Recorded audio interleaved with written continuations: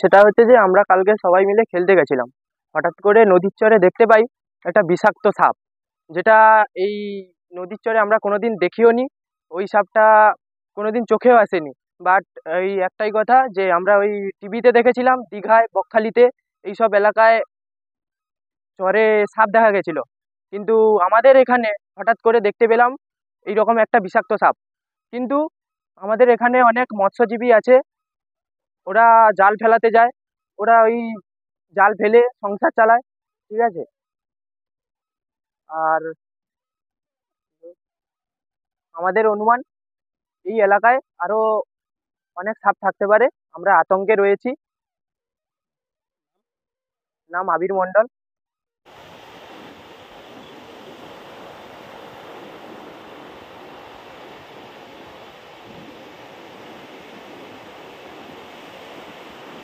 বিষয়টা হচ্ছে, আমি নদীতে জাল ফেলাতে গিয়ে হঠাৎ দেখতে পাই সমুদ্র চরে একটা বিষাক্ত সাপ।